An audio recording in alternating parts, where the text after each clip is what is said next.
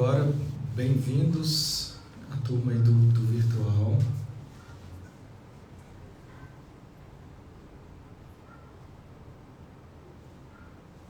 Não sei se está rolando ali no YouTube, mas no Instagram o pessoal já está chegando. Bem-vindos, a gente está ao vivo aqui na nossa oficina. Vou mostrar para vocês, olha que beleza.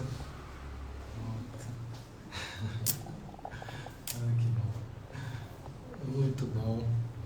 A gente estava falando disso, estamos retomando os movimentos presenciais com cada vez mais força. Beleza. E hoje, então, a gente tem mais uma reflexão. É uma palestra que a gente está trazendo do Patchwork. Como de costume aqui, a gente tem trazido toda semana uma reflexão desse trabalho. É um trabalho profundo de autoconhecimento. É um trabalho que vem unir psicologia e espiritualidade de um jeito único. Eu nunca encontrei uma união tão bonita e tão perfeita. E falando de espiritualidade, eu vejo como esse trabalho como uma extensão dos ensinamentos do Cristo. Esse trabalho ele é chamado Patchwork e ele foi apresentado por uma austríaca que já morreu, chamada Eva Pierrakos. Eva Pierrakos era uma pessoa muito sensitiva e ela foi descobrindo essa sensibilidade até o momento que ela então se abriu para poder deixar vir através dela todas essas mensagens que foram compiladas em 258 palestras, cada uma com um tema diferente e sempre com uma profundidade incrível, tratando de temas que são muito pertinentes sobre o autoconhecimento, sobre a nossa necessidade de descobrir com clareza que partes em nós ainda se opõem a esse amor do Cristo. Para o guia do Patchwork, o Cristo é o mestre e é o ser mais iluminado que já se aproximou desse planeta, que já pisou nessas terras. Então, a reverência é total a esse mestre. E assim, de tempos em tempos, palestras em palestras, ele vai citando algumas falas de Jesus, alguns versículos, e trazendo então esclarecimentos e uma proposta atual para muitas coisas que ficaram talvez incompreendidas. Quando, por exemplo, Cristo dizia: buscai a verdade vos libertará, é uma frase, é um ícone de uma base filosófica da mística cristã. Essa busca pela verdade, agora como que nós fazemos essa busca? O que significa esse encontro com a verdade? Isso ficou, não deu tempo de explicar, eles custaram para anotar algumas coisas. Nessa música que a gente cantou aqui mais cedo, estava dizendo assim, nem toda a terra poderia caber todos os livros que, se a gente pudesse escrever tudo que ele fez. Então, o que a gente ficou sabendo do que Jesus fez e do que Jesus falou foi uma pequena parte. Nessa pequena parte, ela serve até hoje de guia, de caminho para muita gente. É verdade que muita distorção tem sido feita em nome de Jesus, sim. Já fizeram piores, mas continuam fazendo muitas. Então, mais um motivo para que a gente possa realmente assimilar com mais clareza, compreender com mais consciência do que se tratam essas mensagens e de que forma a gente pode traduzir essas palavras de um jeito prático para a nossa vida. Para que a gente não traga na nossa bagagem, na nossa caminhada, um Jesus teórico, porque ninguém merece isso. Um Jesus teórico para poder servir para muita gente de orgulho, para dizer que eu sou cristã, que eu acredito, que eu creio, mas na verdade aquilo não está servindo para nos transformar. Então, em essência, o chamado do cristianismo é um chamado de transformação da alma. E aqui o Pettork, assim como a psicologia e tantos outros caminhos maravilhosos, eles vão nos ensinar maneiras de fazer isso. Eles vão nos ensinar caminhos para que essa transformação aconteça. É o único caminho? Não, o Pettork não é o único caminho, a focalização não é o único caminho, a constelação familiar não é o único caminho, mas tem caminhos que a gente se identifica mais. Mas tem uma coisa que a gente pode chamar, que esse é o único caminho, o autoconhecimento. Não dá para imaginar que a gente possa se desenvolver espiritualmente sem se conhecer. Agora, a forma que você vai fazer isso são várias. E você vai buscar a que você mais se identifica. A minha alma me chamou para o Pettork de um jeito que eu não pude evitar. Quando eu fui decidir se eu ia fazer o Pettork ou se eu ia fazer um mestrado, dois caminhos completamente diferentes. O Pettork não tem nenhum reconhecimento científico, não tem nenhuma validação acadêmica, não tem nenhum tipo de status, um caminho desconhecido da maioria das pessoas. E um mestrado que ia me dar um título, que ia me dar um lugar, né, um status social, além de me dar muito conhecimento intelectual, que é importante também. Um dia ainda vou fazer, mas deixa eu acabar o Pettork primeiro, que são 9, 10 anos de formação. Quando eu tive essa dúvida e fui me checar o que era a apresentação do Pettork para ver se isso era o que eu queria, eu caí de joelhos em pranto. Eu comecei a chorar de um jeito que eu não tinha outra explicação. Então, o que é que faz a sua alma vibrar? Ali eu ouvi dentro do meu coração assim, o que mais você precisa para entender que é esse o seu caminho. Eu não precisava de mais nada. Estava rendido, tá, entendi, deixa eu seguir. Quis sair dele várias vezes, mas tenho seguido e ampliando cada vez mais assim, grato a tudo que esse caminho me entrega. Sempre que eu estou com um conflito, eu abro uma palestra, um áudio para ouvir desses que a gente grava. Acabei de gravar essa palestra de hoje, número 153. Eu gravei o áudio dela e a gente vai subir no YouTube, se der certo hoje à noite, no máximo amanhã. E aí, toda vez que eu estou com um conflito e coloco um áudio para ouvir, ou pego uma palestra para gravar, eu recebo ali toda a instrução que eu preciso para lidar com esse momento. Então, para mim, continua um caminho muito vivo. E aqui eu tenho uma dessas minhas funções nesse canal Oficina da Alma, que é apresentar esse caminho, divulgar esse caminho para quem ainda não conhece ou para quem se identificar com a nossa forma de expressar esse caminho, porque também é muito pessoal. Então eu pergunto a vocês, que caminho faz vocês vibrarem? Se não estiver vibrando nada, continue procurando ou se questione. Será que eu estou fechado para tudo?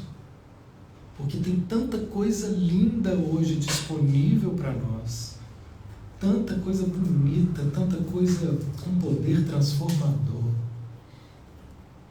Então, nós talvez precisamos encontrar, ou talvez nós precisamos nos sensibilizar para aquilo que já está tão perto de nós. Olha o título dessa palestra. Geralmente eu dou o título para a palestra que eu faço depois que ela acaba. Mas hoje o título me veio antes dela começar. Então o título dessa palestra que eu estou dando e vai ficar aqui no YouTube e no Instagram é A Verdadeira Entrega. Esse, então, é o tema que nós vamos trabalhar hoje aqui.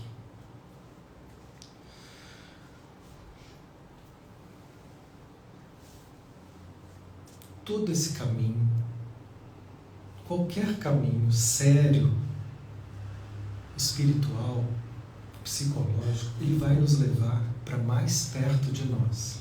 Ele vai nos levar para a nossa autodescoberta. Isso não é fácil, porque vai estar em desacordo muitas vezes com lugares cômodos, lugares que a gente já conhece, lugares que a gente já tem domínio. Então, o guia nessa palestra, ele vai trazer uma característica desse convite, que é autoconfrontação. A autodescoberta vai ser sempre um tipo de autoconfrontação.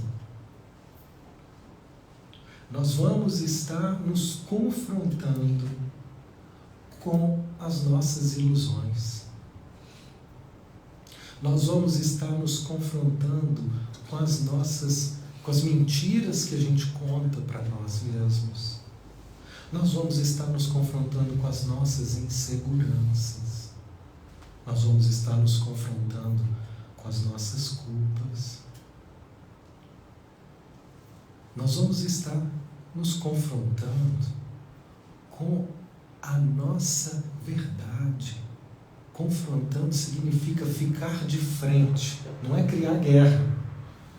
Ficar de frente. E nessa palestra ele diz, olha, eu vou dizer uma coisa que pode ser difícil de vocês aceitarem num primeiro momento, mas se vocês continuarem investigando, vocês vão ver que isso se confirma. Que às vezes nós temos mais medo desse ficar de frente com a nossa luz do que com as nossas dificuldades, com os nossos limites. Que a gente ainda teme muito se apropriar da luz que nós somos, do poder que nós temos, da nossa verdadeira força criadora. Isso ainda é muito assustador. Então, às vezes, a gente se reduz, se desconsidera, se diminui, se limita, porque pode ser menos inseguro do que assumir uma força que vem junto com um sentimento de medo, de ameaça. E se essa força que eu assumi me levar para lugares que eu possa cair? E se eu não sustentar todo esse recurso criador, poderoso que eu venha a descobrir? Então, muitas vezes, pode ser mais confortável a gente se manter limitados. Enquanto a gente não se sentir realmente seguros, que nós vamos fazer um bom uso. Eu estou lembrando aqui de uma prece de Maria Bethânia. Gente, tem umas cartinhas aqui, né, da Sueli, do pessoal do Petwork, de poesias e de anjos, né, com as palavras do guia, que estão disponíveis aqui para quem quiser. Mas eu me lembrei de de uma palavra que Maria Bethânia traz um ponto, uma reza, e ela diz assim: meu pai, São João Batista, é Xangô, é o dono do meu destino até o fim. Se um dia me faltar a fé em meu Senhor, derrube essa pedreira sobre mim. Então, essa era dela. Se algum dia eu perder a fé, pode derrubar a pedreira, pode me deitar no chão, pode me parar, porque eu não quero seguir sem fé. Eu não quero seguir se não for na direção correta. E nós não temos essa garantia. A gente não tem a garantia, gente, é muito pequeno. A gente não tem a garantia se a pessoa que a gente está namorando, nós vamos casar. Nós não temos a garantia que se a gente casar, nós vamos continuar casados. Nós não temos a garantia se a gente pega um curso, se esse curso vai dar bom, se a gente vai se identificar, se aquilo ali, nós não temos. É tudo uma aposta. E nessa aposta nós também não vamos ter garantia de que a direção do nosso caminho vai ser sempre uma direção saudável. Então ele fala, olha, em vocês vão precisar aceitar que em vocês não é possível que seja tudo bom, tudo saudável, tudo perfeito, porque vocês ainda não sustentam isso. Mas se vocês estiverem abertos, dedicados a se verem, cada situação dessas no caminho vai ser oportunidades da gente se trabalhar, da gente dar mais um passo para alinhar esse objetivo. Eu lembro também de uma propaganda da Nike que uma vez me impressionou muito, era o Ronaldinho, Fenômeno. Ele pegava a bola e chutava, a bola pegava fogo e ela ficava com chamas assim. Aí aparecia uma frase assim, potência, não é nada sem direção. Nike, olha que genial, né? Aí, essa direção que a gente está trazendo como definição agora para nós é o autoconhecimento. É a gente estar sempre nos observando. E aí ele diz, a gente pode fazer isso. Olha que palavra, ele nos traz palavras que vão abrindo nossa compreensão.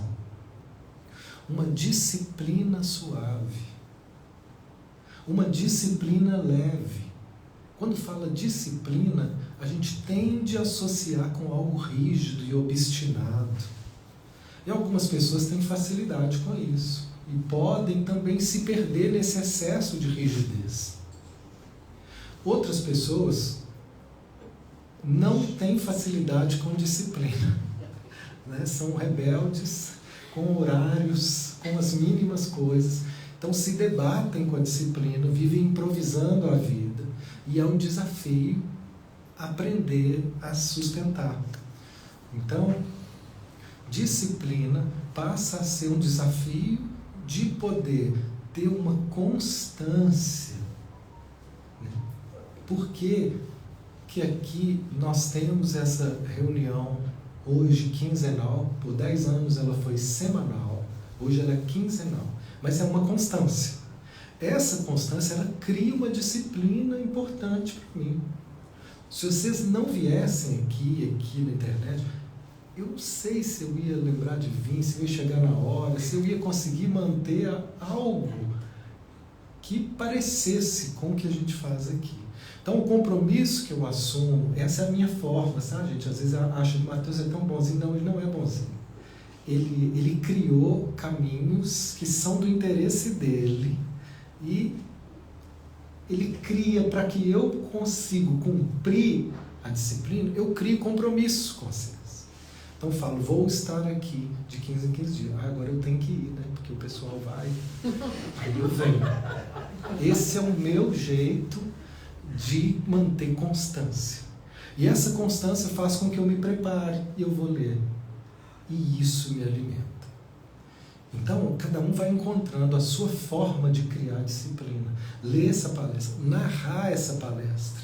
Tem gente que também pensa, não, Matheus é tão bonzinho, ele narra as palestras. Não, eu estou só narrando as que eu preciso estudar para o meu módulo, que vai ser daqui 15 dias.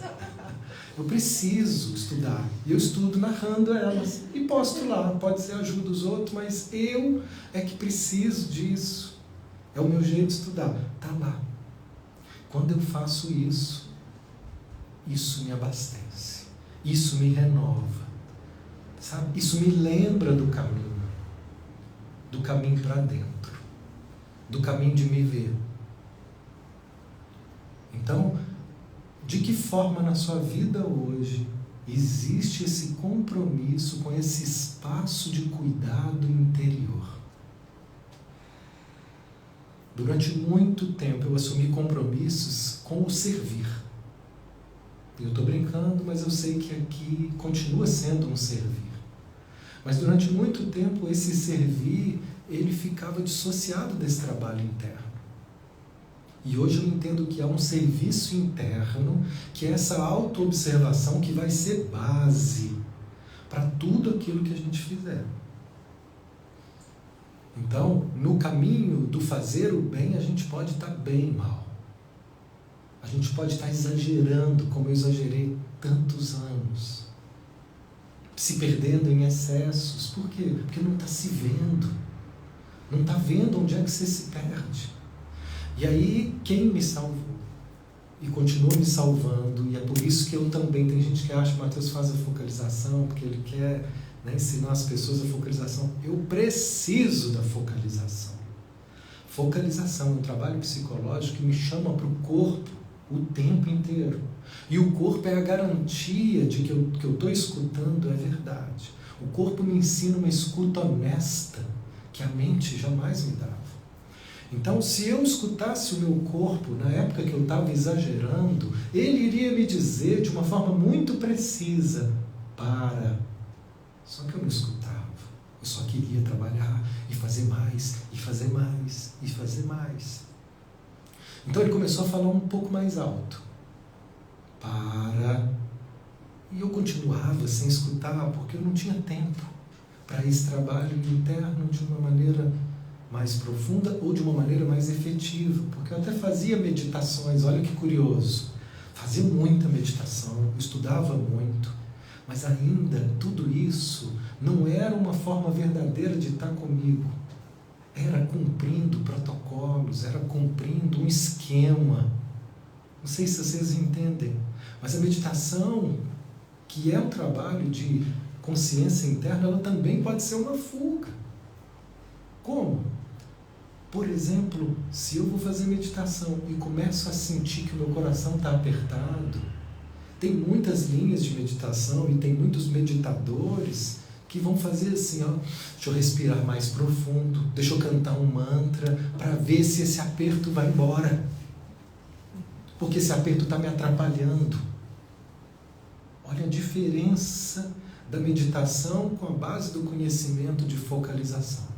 Se eu vou meditar para poder respirar esse néctar da paz, de estar em silêncio, em plena presença, numa postura interna de zero cobrança, apenas permanecer presente. Que paz! E de repente, olha que é isso? Um aperto ou uma tensão nos ombros. Se eu agora, com esse conhecimento da focalização, do breathwork, eu posso parar e eu abro mão temporariamente de desfrutar desse prazer, do silêncio, para poder começar um diálogo com um pedinte aqui dentro. Um pedinte. O Jung tem uma frase linda: vocês precisam parar de querer fazer caridade com quem está fora, antes de atender aquele mendigo dentro de você, aquele necessitado dentro de você. Esse pedinte aqui dentro de mim pode ser uma experiência de tristeza, que eu não consegui dar espaço para chorar, porque eu estava tão ocupado. Uma experiência de um sentimento de culpa. Culpa. Eu não quero sentir isso. Eu sei que você não quer. Quem quer, gente, sentir culpa, tristeza, insegurança? Ninguém quer. Quem quer atender pedinte? Você tem prazer de atender pedinte? Você está ocupado, o pedinte chega. Oi, tem comida aí? Pô, eu estou aqui no meio da minha série.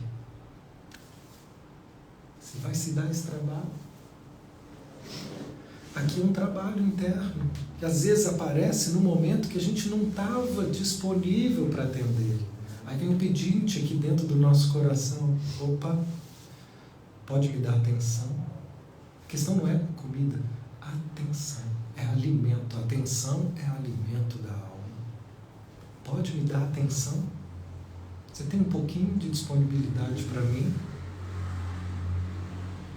Eu sou uma parte em você que sofre. Pode ter um lugar? E se assim for, eu dou esse lugar. Comecei a aprender a dar esse lugar. E então eu posso sim te receber. Aí eu abro mão da minha ideia de meditação, eu abro mão de outras coisas e paro um pouquinho. Eu conto uma história engraçada às vezes, mas tem muita gente que talvez não tenha ouvido. A minha forma de estudar passou a ser experiencial. Mais experiencial e menos intelectual. Quem me acompanha nos grupos de estudo que eu tenho hoje, de focalização, de constelação sistêmica, são formas de estudo assim, bem devagarinho. A gente estuda e para, sente. Estuda mais um pouquinho, para, sente. E um desses dias eu estava ali resolvendo um problema que deu aqui nessa casa, de conta de luz. Eu estava lá na Copasa, ia ter um grupo de estudo. Depois eu levei um livro do Bert Hellinger para a fila da Copasa. E aí eu estou ali, demora, né? Tem uns 20 minutos que eu estava ali, e aí eu comecei a ler o livro e de repente, no meio da leitura, começou a vir uma tristeza. Ele estava falando da gente saber morrer, da gente aceitar a morte como algo natural. Ele estava falando da gente se deixar morrer, só que com uma linguagem, um contexto que a gente vai acompanhando e de repente, pum, abriu em mim uma experiência que eu consegui vivenciar aqui na fila da Copasa, a minha morte. Gente, eu morri na fila da Copasa. Copasa é um negócio de tratamento de água aqui em Minas. E eu morrendo na fila e chorando com o livrinho, fechei o livrinho e falei, nossa. E aí me deixei morrer. E nesse me deixar, bendita fila, bendita Copasa, bendito problema, um alívio maravilhoso. Mais um passo foi dado. Então, são esses passos que a gente vai dando de reconciliação com a nossa alma. Não há como a gente encontrar essa verdadeira leveza, essa verdadeira paz, sem que a gente consiga dar voz para essas experiências internas que vivem batendo. Quando batia essas sensações e o meu corpo dizia, pare, e eu não escutava, passou um tempo e ele me parou à força. Eu desenvolvi com 20 anos de idade, precoce, uma hérnia de disco violenta, que eu ficava andando mancando, mas muita dor. E aos poucos eu fui aprendendo a escutar o que está por trás dessa dor. Não é só uma constituição física da vértebra L5 com S1 que encaixa e espreme aquela rodelinha que tem no meio. Não é só isso. É uma postura interna de tensão que eu não via, porque eu estava ocupado demais. Então eu comecei a ver o quanto que eu me cobrava, o quanto que eu me pressionava. E a partir daí, junto com todos os tratamentos, isso vem se soltando. De tempos em tempos ainda tem ondas. Estou também tratando as questões físicas, né? Pedindo ajuda para poder estar me fortalecendo fisicamente. Mas internamente tem um trabalho que foi feito. Então as dores que chegam hoje, elas chegam e são mais rapidamente liberadas e menos intensamente vividas. Antes isso durava meses arrastando. Esse é o nosso progresso. E ele se dá a partir do momento que a gente se permite essa abertura para ouvir. Então, quando eu falo de uma entrega verdadeira, é disso que eu estou falando, é disso que o guia está falando nessa palestra. Entrega verdadeira a quê? Eu estou entregue a Deus. Pode correr o risco de ficar muito abstrato. Eu estou entregue à vida. Isso pode gerar uma ideia de que você está entregue, mas na verdade não está entregue. Então o guia nos dá aqui uma forma muito prática e muito palpável de perceber se nós realmente estamos entregues à vida. Estar entregue à vida é estar aberto para os seus sentimentos. Não é possível que você esteja entregue à vida, que você de fato confie na vida, sem estar disponível, sem estar entregue para os seus sentimentos. Nós não aprendemos a fazer isso na escola, na nossa casa. Então hoje a gente aprende a fazer isso em certas terapias. Não vou nem falar em terapia, porque tem muita terapia que não ajuda nisso. Estou com uma pessoa que chegou agora para mim, ela falou: Matheus, eu fiquei anos numa terapia que só me fazia pensar sobre as coisas, eu ficava andando em círculo.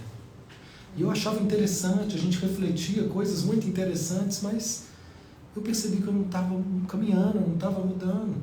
Por quê? Faltava esse convite para o sentir de uma maneira mais precisa, clara. Esse é o manejo que a gente ensina no curso de focalização para os terapeutas.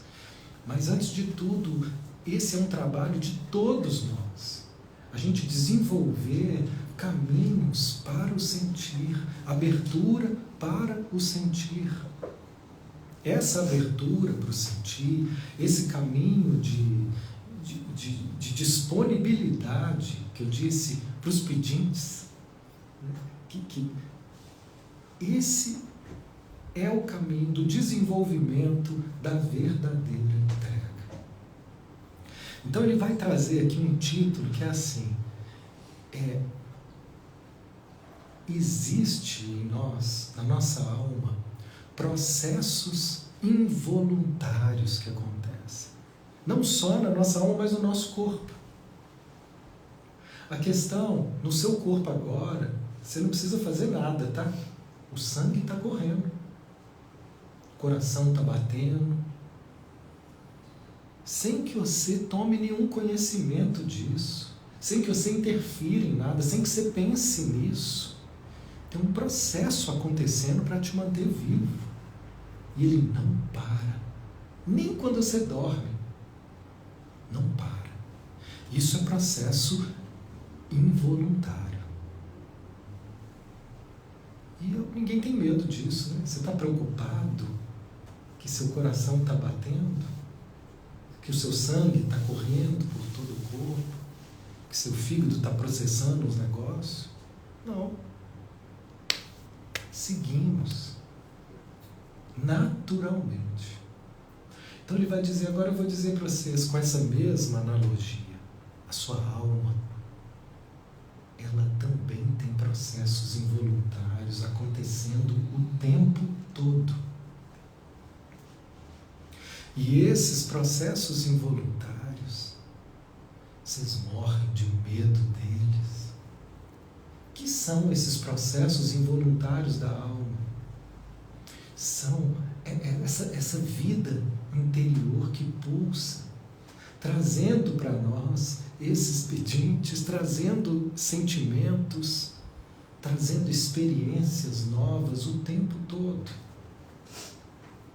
Mas elas ainda são vistas por nós de uma forma muito ameaçadora.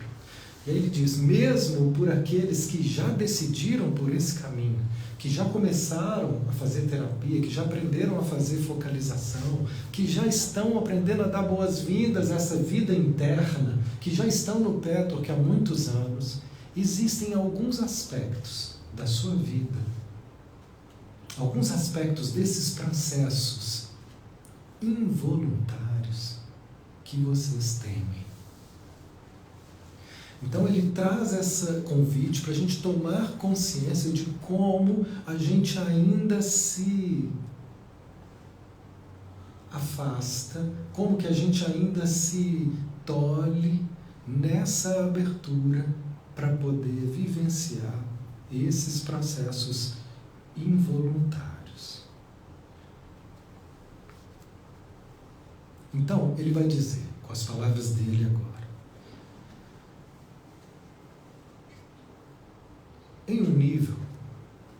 esse medo desses processos involuntários são explicados pelo fato de que grande parte dos processos involuntários conduz o ser humano para experiências negativas, devido à presença de falsas ideias inconscientes. Então, a gente ignora que essas forças só são perigosas porque elas estão vinculadas a algumas concepções erradas que a gente criou. Por exemplo, às vezes, dentro desse processo involuntário, pode ser que a gente perceba um medo. Vou dar um exemplo bem atual de um caso que hoje a gente trabalhou. E era uma pessoa que ele está dizendo: eu me sinto paralisado. Eu não estou conseguindo me mover. Eu não estou conseguindo fazer pequenas coisas na minha vida. Eu estou me sentindo assim. Esse é um processo que está aparecendo. E ele parece horrível de que ele... então você quer que eu dou boas-vindas para isso? Eu já estou me sentindo mal, eu queria alguém que me desse força. Vai, faz, coragem, vai, anima. Né? Mas não, você está me dizendo que eu tenho que escutar e ficar mais perto disso que eu estou sentindo tão ruim de reconhecer. E ele vai dizer: olha, isso só está sendo ruim assim porque existe algumas crenças, existem algumas ideias que estão sustentando essas experiências negativas, essas experiências ruins. E essas ideias, essas crenças, são suas. Só que você não tem consciência delas ainda. Então, todo o trabalho profundo de autoconhecimento é trazer a consciência daquilo que não estava claro.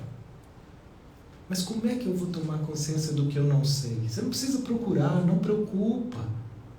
Basta você olhar para a sua vida cotidiana, que ali vai ter experiências todo dia te mostrando onde que você tropeça, onde que você paralisa, onde que você exagera, onde que você se perde. Se você estiver atento, se você quiser ver. Porque para quem não quer ver, eu atendi cliente que não queria se ver, então ele chegava na sessão, uma semana depois e falava assim: não aconteceu nada na minha semana.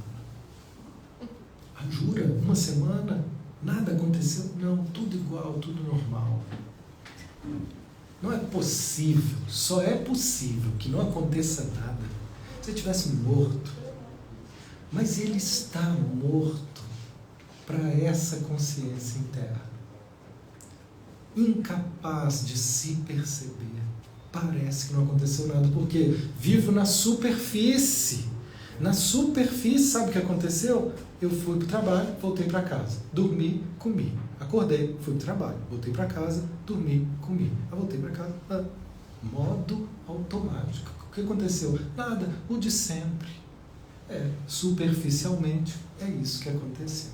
Mas internamente, está sempre acontecendo um monte de coisa. Internamente, nunca para e nunca é a mesma coisa. É sempre novo. Está aqui, agora, é novo. É novo para vocês, é novo para mim. A cada momento, se a gente estiver conectado com essa vida interna, nós vamos estar sempre vivendo algo novo.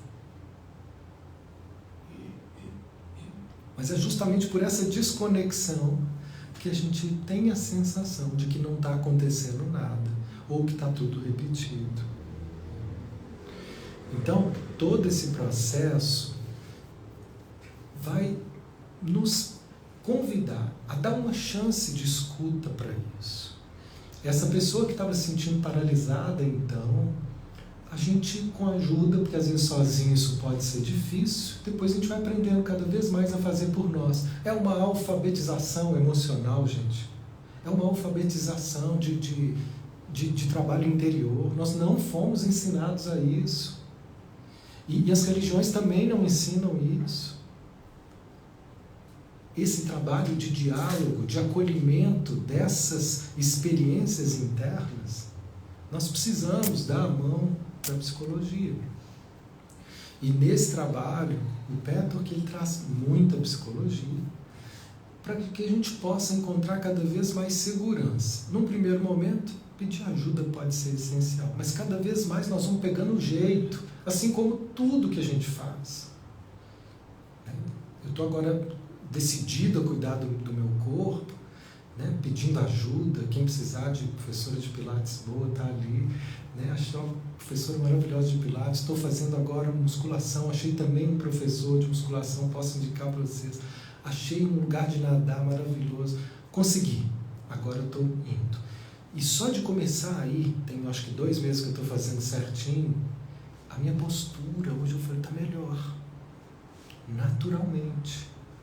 Eu não estou pensando em manter minha postura assim. Agora ela fica assim.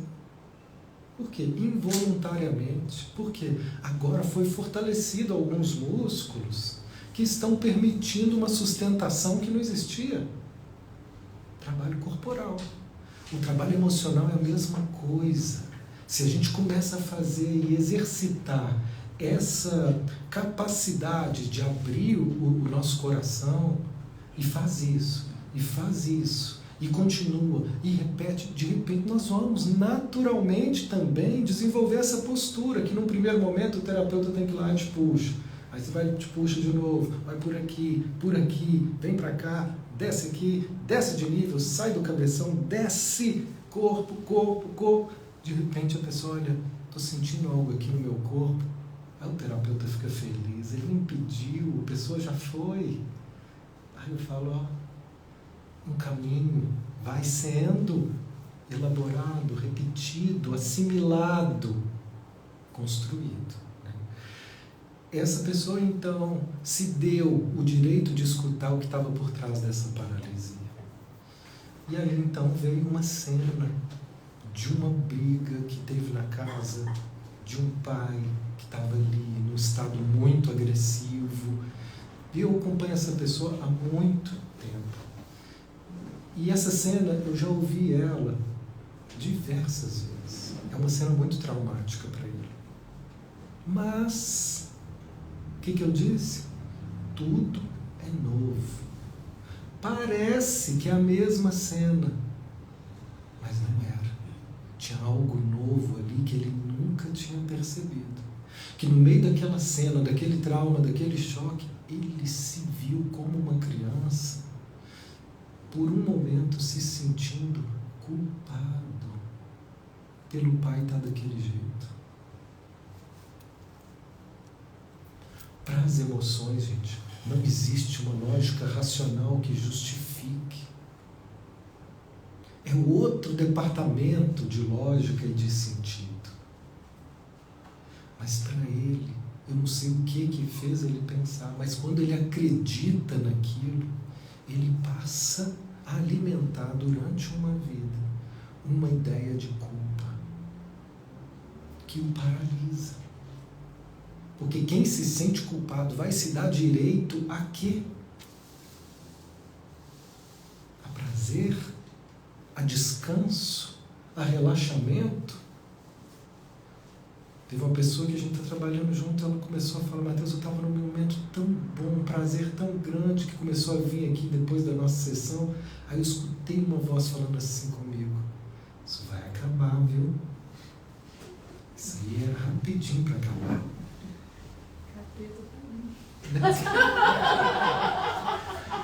Somos nós. É esse complexo de culpa que às vezes a gente chama de capeta para colocar fora.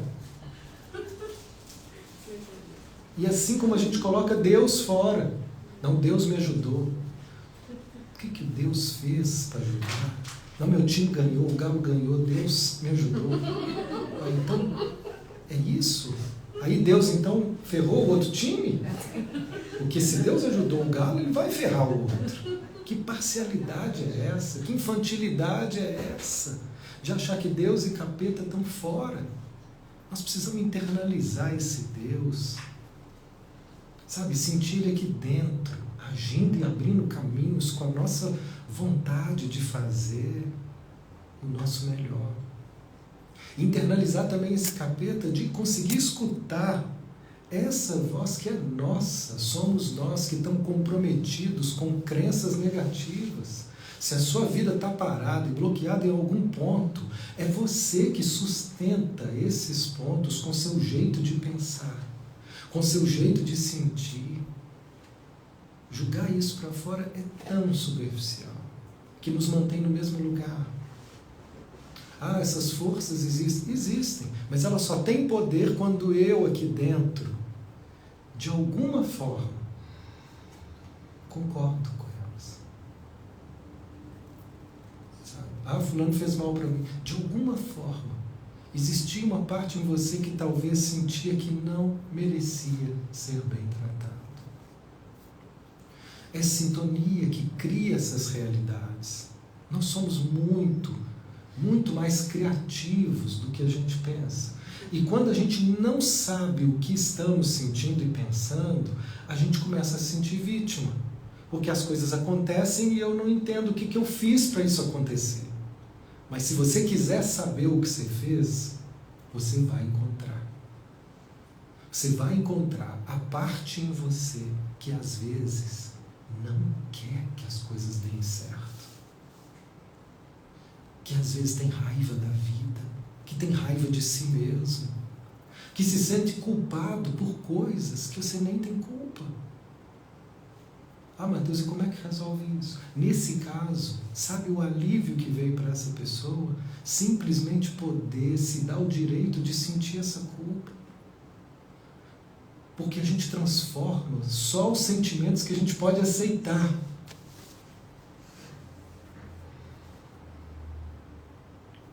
Você só transforma aquilo que você é capaz de assumir. Senão, não muda. Você vai ficar brigando, evitando, escondendo, fingindo. Quando eu aceito, é isso que eu estou sentindo, muito culpado. Mas é um absurdo que você se sinta culpa. Você é um menino, não tem culpa. Não interessa as suas justificativas racionais que condenam, que possam dar sermão. Não funciona. Não funciona. O que funciona, a psicologia tem provado, nós estamos conseguindo fazer um trabalho que hoje pode dar as mãos. Está cada vez mais claro. Nós precisamos do contato sentido. E nesse contato, uma aceitação. E nessa aceitação, tudo que se aceita pode se transformar. Eu aceito, eu estou me sentindo culpado. E como é a experiência de sentir culpado? Vai vontade de chorar. Então, segue. Deixa. E aí? Não me deu um alívio? Que bom. Mais uma onda, mais um processo, mais um passo de abertura. Para que isso que é involuntário, porque não importa se você concorda com isso ou não. Isso pulsa dentro de cada um de nós. Por motivos que a gente nem entende. Mas eu me sinto inseguro, eu me sinto tensa, eu me sinto assim, assado, involuntariamente. Mas se a gente puder dar um lugar para isso, e deixar que isso seja incluído pela nossa consciência, isso vai sempre nos conduzir para uma atualização interna. Ele chama aqui para um caminho de autorrealização. A nossa autorrealização depende dessa habilidade da gente deixar que venha à tona tudo. que tiver batendo na nossa porta. Se entregar a isso é se entregar à vida.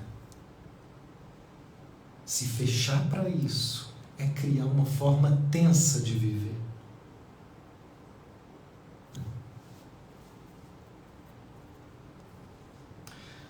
Vou terminar com uma frase, né? Se o ego não interfere, a autorregulação ocorre sem esforço, de forma natural. Olha que lindo isso! Não é demais? Então, o nome que ele dá para esse processo, quando a gente se abre, para poder deixar que isso se apresente, o nome que ele dá é autorregulação. É o nome que, inclusive, já está... Esse texto é de 1967. Esse é um termo que a medicina já tem, que a experiência somática usa muito. É a característica do que acontece quando esse processo é colocado em movimento. Uma autorregulação. Do mesmo jeito que o nosso corpo ele tem uma habilidade para se autorregular nos momentos em que é necessário, ele cria caminhos, compensações, ele tem uma inteligência inata, ele tem uma capacidade involuntária de se mover nesse sentido. Nossa alma também tem. Mas tanto o corpo quanto a alma precisam de condições que facilitem esses processos. O sono é um processo autorregulador da nossa vida. Fica sem dormir 2 dias. Você vai dar um caco. Você não vai pensar direito. Seu sorriso vai ser mais amarelinho, sem gracinha. Eu fico sem graça. Fica com fome. Eu fico nervoso com fome. Mas você é tão calmo, me deixa com fome. Vocês vão ver um outro Mateus que vocês não fazem ideia. O organismo pede comida para se regular, pede sono para se regular, pede água para se regular. E a alma, o que ela pede para se regular? Atenção, receptividade, entrega a essas expressões sentidas. Quando isso é feito, um processo de autorregulação começa. E esse processo multiplicado por anos, para quem acredita, vidas, nós vamos chegar na autorrealização. A autorrealização é um outro tipo mental de viver, é uma outra forma diferente, onde a gente deixa de temer a vida, onde a gente começa a ver o belo em tudo, onde a gente está disponível para as mudanças, onde a gente é capaz de estar de bem conosco, confiando que tudo que acontece nos conduz para o melhor lugar que a gente precisa ir a cada momento. Então, isso não é uma promessa para um dia, não, é prática. E mesmo que eu não sustente esse estado plenamente hoje, eu não sustento, mas eu sei, eu sinto que cada passo que eu já dei nesse caminho me dá uma satisfação de ser eu mesmo que eu não tinha. Eu já vivo isso hoje. Uma satisfação, uma confiança na vida natural que eu não tinha. Está chegando cada vez mais. Só por continuar. Só por seguir. Naturalmente. Se o ego não interferir, como que o ego interfere? Criando aí padrões de resistência, de medo, interrompendo esse processo de escuta interior com análises críticas, com pensações improdutivas, se o ego não interferir. Esse é um processo natural de autorregulação da nossa personalidade. Eu agradeço tudo que a gente foi capaz hoje de permitir vir à tona. Com a presença, com a atenção de vocês, com todas as músicas que a gente tocou aqui antes, com a atenção também de vocês que estão aí no mundo virtual. Foi possível, com toda essa interação energética, a gente trazer o que foi entregue hoje. Então eu agradeço, e a gente está se preparando para encerrar. Eu convido vocês a fecharem os olhos um pouquinho e perceber de tudo isso que foi trazido, o que vibra mais forte agora, o que se destaca agora. E veja, no seu corpo, se tem algo que te chama a atenção agora, como um desses processos involuntários, que não foi você que escolheu essa sensação, mas pode ser que ela esteja sendo sentida agora. E qualquer sensação que exista no seu corpo agora, veja se é possível apenas dizer: você faz parte. Qualquer sentimento que esteja batendo na porta agora, veja se é possível dizer: eu abro um lugar no meu coração para você. Tudo que eu sinto tem o direito de existir.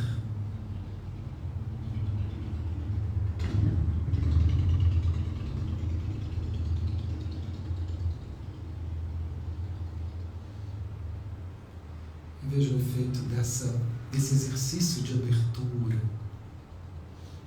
presença, consciência cada vez mais disponível para essa vida interior.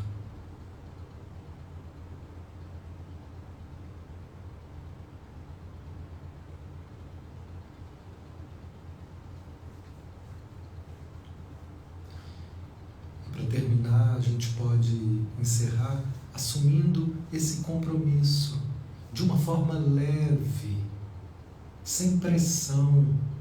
Você não precisa se apressar nesse caminho. Basta você não ficar interferindo demais. E a pressa é uma das piores formas de interferir. É uma das piores formas do ego de interferir. É como se a gente dissesse para uma árvore: vai, cresce mais rápido. Poxa, tem um processo, tem seus ciclos. Então veja se você pode, sem pressão, sem pressa, a gente encerrar com esse compromisso. Eu me disponho a estar mais atenta, mais atento, a oferecer mais atenção e cuidado para tudo que me chama aqui dentro.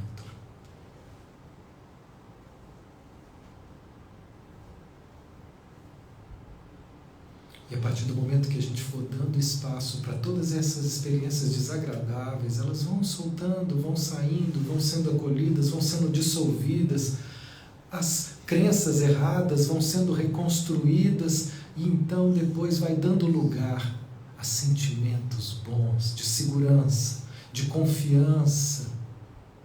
Um olhar de beleza vai se acendendo, a vida vai pulsando cada vez mais viva. Que assim seja.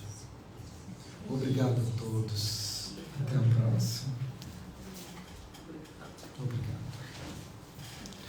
Obrigado a todos por aí, ó. Até a próxima.